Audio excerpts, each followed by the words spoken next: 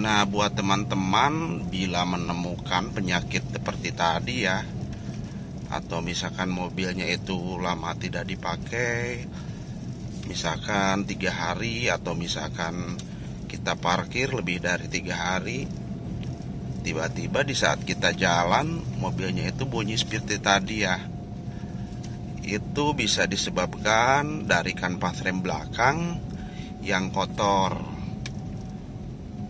Kenapa kanvas rem belakang kotor bisa menimbulkan bunyi seperti itu? Karena di saat kita parkir otomatis si rem tangan itu kan kita tarik ya. Jadi di saat kita tarik si kotorannya itu bisa langsung nempel ke tromol rem, dan di saat kita mulai jalan akan menimbulkan suara bunyi seperti tadi. Tapi bunyi itu tidak akan lama ya, karena setelah kita jalan beberapa meter ataupun kita menginjak rem beberapa kali, dengan sendirinya bunyi itu akan hilang. Dan yang pasti bunyi itu akan sedikit mengganggu ya, dan didengarnya pun tidak nyaman. Jadi buat teman-teman, bila menemukan penyakit seperti itu, gak usah panik dulu. Cukup memeriksa kampas rem bagian belakang.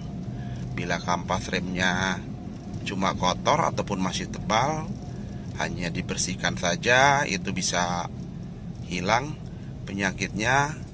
Kalau misalkan kampas remnya sudah tipis, itu bisa langsung diganti.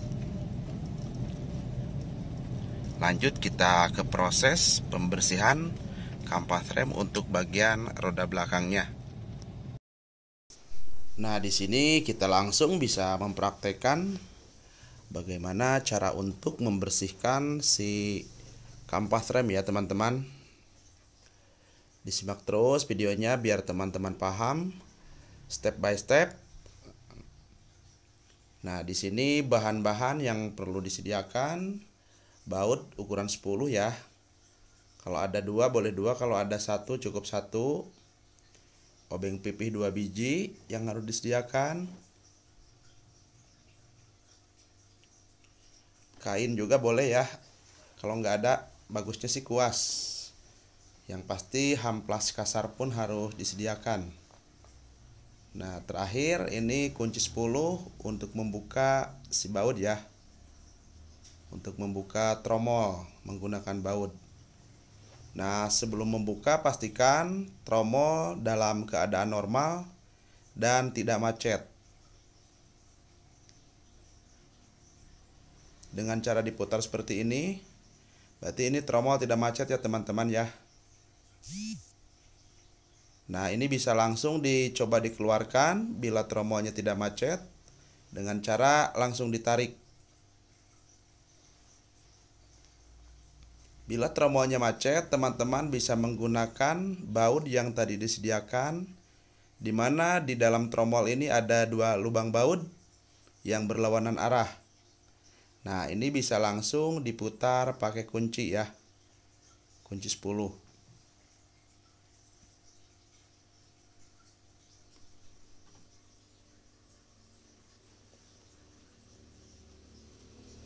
Berhubung ini mudah dikeluarkannya, kita bisa langsung tarik aja. Nah, di sini nampak ya, debunya itu kotorannya udah begitu banyak. Ini yang menyebabkan bunyi saat pertama kali mobil dijalankan. Setelah parkir agak lama. Kenapa bisa bunyi? Karena si kotorannya itu nempel ke tromol, seolah-olah lengket. Banyak sekali teman-teman ya kotorannya. Mungkin ini udah berapa lama tidak pernah diservis dan tidak pernah dibersihkan.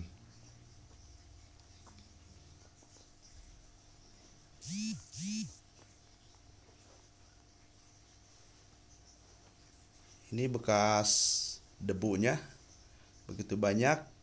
Nah, di sini teman-teman bisa langsung membersihkan pakai kuas ataupun pakai kain.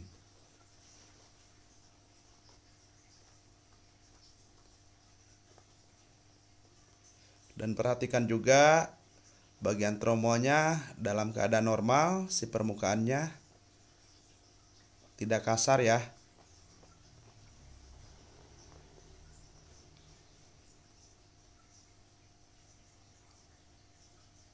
Untuk bagian tromol ini cukup dilap aja, pakai lap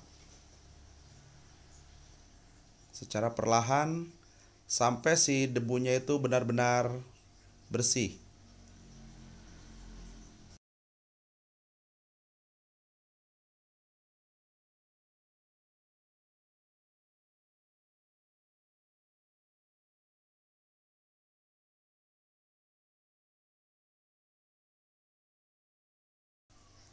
Nah, untuk bagian kanvas rem, bila di sini begitu banyak kotoran, teman-teman bisa mencucinya memakai air ya.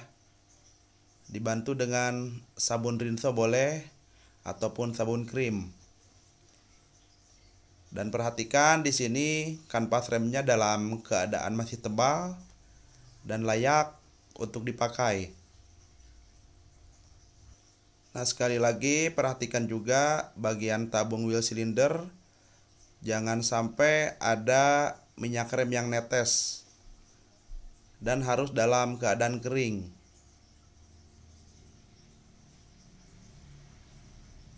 Bila ada yang netes itu dipastikan seal wheel silindernya mengalami kebocoran. Nah, di sini saya cukup memakai koas.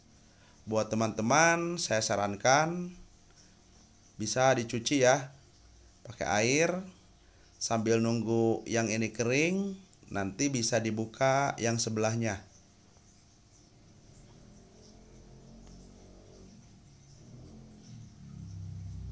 Nah, setelannya di sini ya teman-teman ya. Setelannya di sini, teman-teman tinggal ngasih setelan aja dengan cara dicongkel menggunakan 2 obeng tadi.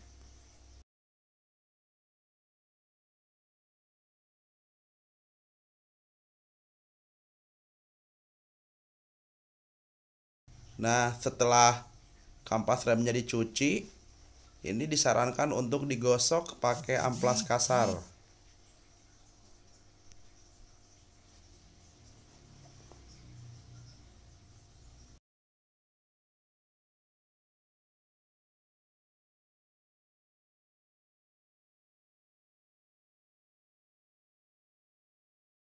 Untuk melakukan penyetelan, teman-teman cukup mencongkel bagian dalam kampas rem ke bagian luar secara berbarengan sampai si posisi giginya itu berubah dari setelan semula ya. Nah, ini ada setelan di sini. Biar dia berubah, nanti diseimbangkan aja untuk setelannya.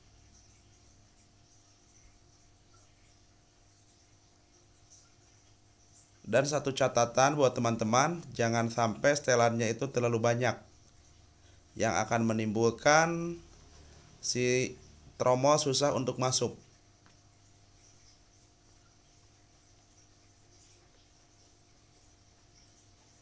Ini bisa diperkirakan saja sebagaimana secukupnya, dan bila kurang setelannya teman-teman bisa menambahkan lagi dengan cara dicongkel seperti tadi.